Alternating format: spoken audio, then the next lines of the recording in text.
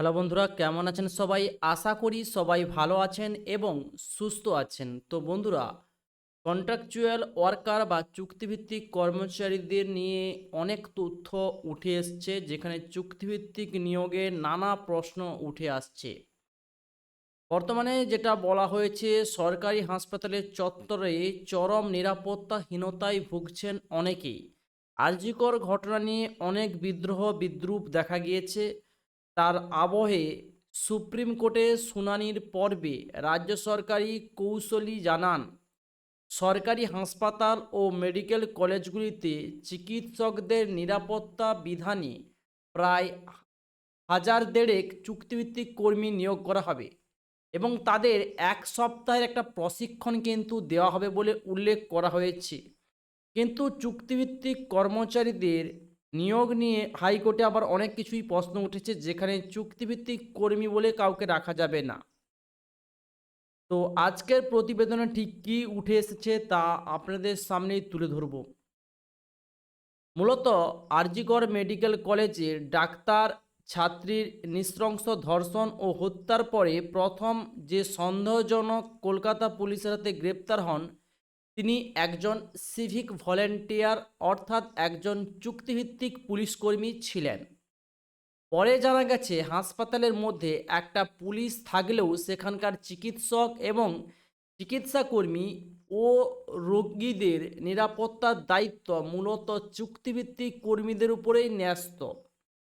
এরপর থেকেই চুক্তিভিত্তিক কর্মী নিয়োগের পদ্ধতি এবং নিযুক্তদের যে দায়বদ্ধতা, সততা, দক্ষতা নিয়ে নানা মহলে প্রশ্ন উঠতে শুরু করেছে এবং সেই প্রশ্নের জোরে সুপ্রিম কোর্টের শুনানির পর্বে রাজ্য সরকারের কৌঁসুলি জানান, সরকারি হাসপাতাল ও মেডিকেল কলেজগুলিতে চিকিৎসকদের নিরাপত্তা বিধানে প্রায় ১,৫০০ মতো চুক্তিভিত্তিক কর্মী নিয়োগ করা হবে এবং তাদের 1 সপ্তাহের প্রশিক্ষণ দেওয়া হবে। মাননীয় বিচারপতিরা রাজ্য সরকারের এই সিদ্ধান্তে শুধু তীব্র সমালোচনাই করেননি, স্থায়ী পুলিশ কর্মীদেরই যে নিরাপত্তার দায়িত্ব দিতে হবে এমন অভিমতও ব্যক্ত করেছেন। অর্থাৎ এর পাশাপাশি স্থায়ী পুলিশ কর্মীকেও নিরাপত্তা দিতে হবে, এমনই তথ্য উঠে এসেছে।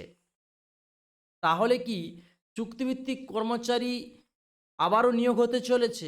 অনেকের মনে অনেক প্রশ্ন রয়েছে, সেই প্রশ্নের যে জটিলতা আজকে আমি তুলে ধরব। সরকারি কাজে সামরিক প্রতিরক্ষাতেও ব্যয় সংকোচে অর্থাৎ খরচ কমাতে চুক্তিভিত্তিক কর্মী নিয়োগের নিরীক্ষা নতুন নয়। অর্থাৎ এর আগেও অনেক চুক্তিভিত্তিক কর্মী নিয়োগ করা হয়েছে, কারণ সরকারের যে খরচ, সেই অল্প খরচে সরকারের কাজগুলো করার জন্য চুক্তিভিত্তিক কর্মী নিয়োগ করতে হয় সরকারকে। বিশ্বের বহু দেশে কয়েক শতাব্দী আগে থেকেই ন্যূনতম খরচে অর্থাৎ নিম্নতম একটা খরচে সর্বোচ্চ পরিষেবা আদায়ে স্থায়ী কর্মীর পরিবর্তে একজন চুক্তিভিত্তিক কর্মী নিযুক্ত হয়ে আসছেন। অর্থাৎ দীর্ঘকাল আগে থেকেই একজন স্থায়ী কর্মচারী যে না কাজ করেন, তার থেকে একজন অস্থায়ী বা কন্ট্রাকচুয়াল বা চুক্তিভিত্তিক কর্মী যাই বলতে পারেন, তিনি কিন্তু ওর থেকে বেশি এবং হাইয়েস্ট পরিষেবা দিতে পারে এবং তার জন্যই সরকার কিন্তু তাকে নিয়োজিত করে থাকেন। যুদ্ধের সময় ভাড়াটে সেনা নিয়োগের ভুরি ভুরি উদাহরণ রয়েছে। ১৭৮১ সালের আমেরিকান কংগ্রেসের প্রশাসনিক কার্যালয়ে নবগঠিত যে সুপারিনটেনডেন্ট অফ ফাইন্যান্স পদে সর্বসম্মতভাবে নিযুক্ত হন রবার্ট মরিস। সেনায় সামরিক পরিষেবা এবং পণ্য সরবরাহের জন্য আহ্বানের সূচনা করেছিল। অর্থাৎ প্রতিটি যুদ্ধে, প্রতিটি জায়গায় আপনি দেখবেন যুগের পর যুগ হয়ে আসছে যে চুক্তিভিত্তিক কর্মচারী যেমন দেশকে বিভিন্ন জায়গায় পরিষেবা দিয়ে চালাচ্ছে, তেমন বিভিন্ন সৈন্য কিন্তু এইভাবেই যাদেরকে ভাড়া করে আনা হতো, তারাও কিন্তু একসময় দেশকে বাঁচিয়েছে। কারণ দেশের যে সৈন্য ছিল, সেই সৈন্য কিন্তু খামতি দেখা যেত, অর্থাৎ সৈন্যের অভাব ছিল। তার জন্য বাইরে থেকে সৈন্য আনা হতো, কারণ দেশকে বাঁচানোর জন্য। ঠিক সেই রকমই এখানে বলা হচ্ছে যে চুক্তিভিত্তিক কর্মচারীর দ্বারা সরকারের অনেক উপকার হয়, যার ফলেই তারা চুক্তিভিত্তিক কর্মচারী নিয়োগ করে থাকেন। আর কি বলা হয়েছে, তারপরেও কখনো কখনো কিন্তু চুক্তিভিত্তিক কর্মচারী নিয়োগ করতে হয়, যেমন বিভিন্ন দপ্তরের চুক্তিভিত্তিক সচিব, প্রতিরক্ষা দপ্তরের অগ্নিপথ প্রকল্প 4 বছর চুক্তিতে সেনা নিয়োগের ঘোষণাও শোনা গিয়েছে। অর্থাৎ অগ্নিবীর বা অগ্নিপথ যাই বলতে পারেন, সেটাও কিন্তু একটা চুক্তিভিত্তিক পদ, যেটা সেন্ট্রালের অর্থাৎ কেন্দ্র সরকারের চাকরি, সেটা 4 বছরের চুক্তির ভিত্তিতে কিন্তু নিয়োগ করা হয়েছে। তারপরেও কিন্তু তাতে মানুষ পার্টিসিপেট করেছেন বা চাকরিতে অংশগ্রহণ করেছেন যাই বলতে পারেন। আসা যাক রাজ্যের প্রসঙ্গে। বাম আমল থেকেই এই চুক্তিভিত্তিক কর্মচারী কিন্তু নিয়োগ চলছে।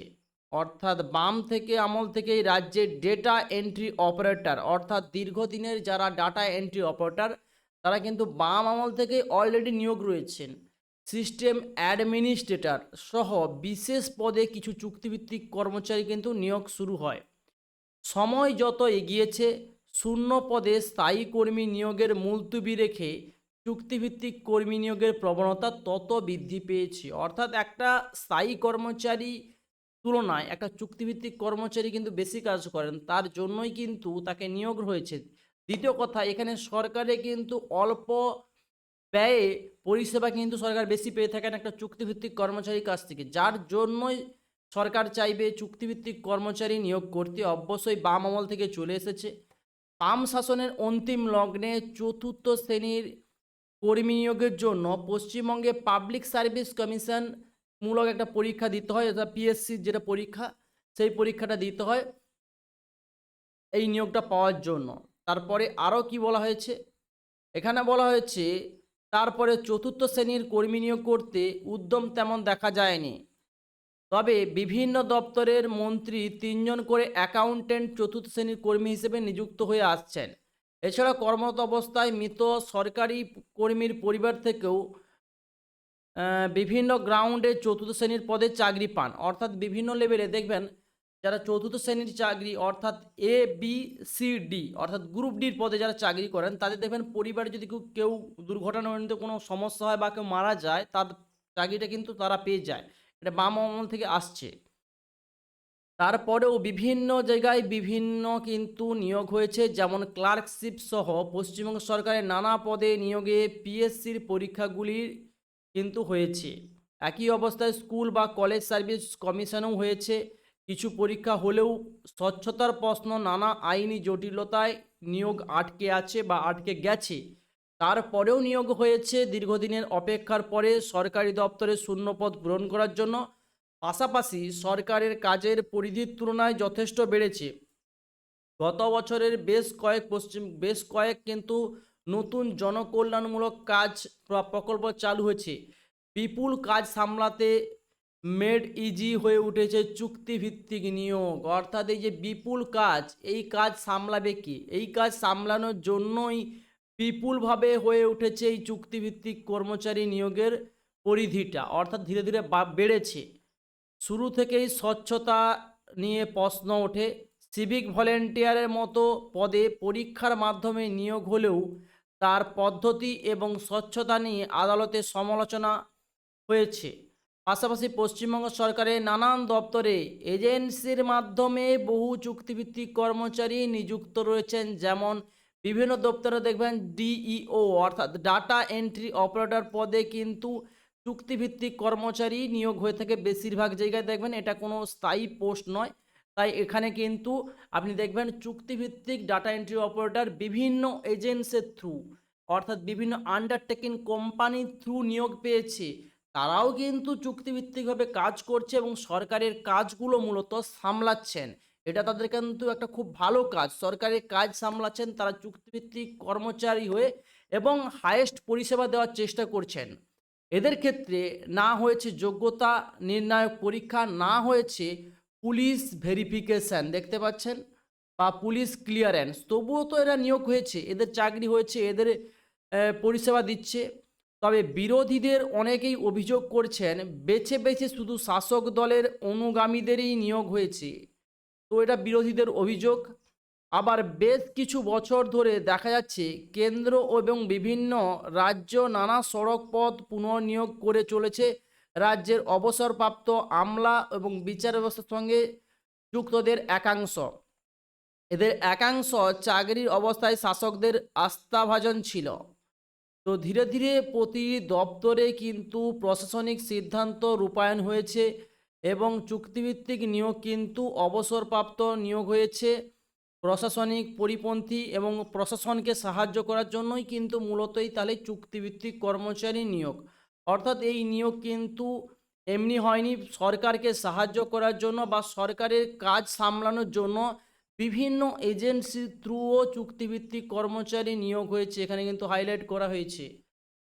তো একটা চুক্তিভিত্তির কাজ যেটা সেটা কিন্তু তারা করেছে, অর্থাৎ পরিষেবা কিন্তু তারা দিয়েছে। একটা স্থায়ী কর্মচারীর তুলনায় একটা চুক্তিভিত্তিক কর্মচারী কিন্তু দিনরাত অনেক খেটে থাকেন, কাজকর্ম করে থাকেন, হাইয়েস্ট পরিষেবা দেওয়ার চেষ্টা করেন। তো মূলত চুক্তিভিত্তিক কর্মচারীদের ধীরে ধীরে হয়তো ভালো কোনো খবর আসতে পারে, কারণ অলরেডি চুক্তিভিত্তিক কর্মচারীদের নিয়ে কিন্তু খবর উঠে আসছে বিভিন্নভাবে। তো ভিডিওটি কেমন লাগলো সেটা কমেন্টস বক্সে আপনারা অবশ্যই কমেন্টস করে জানাবেন, এবং ভিডিও যদি আপনাদের ভালো লাগে তাহলে ভিডিওতে অবশ্যই একটা লাইক করবেন, চ্যানেলটি সাবস্ক্রাইব করবেন, পাশাপাশি বেল ঘন্টাকে প্রেস করে দেবেন এমন নিত্য নতুন খবরের আপডেট সবার প্রথম দেখার জন্য। তো thanks for watching my video.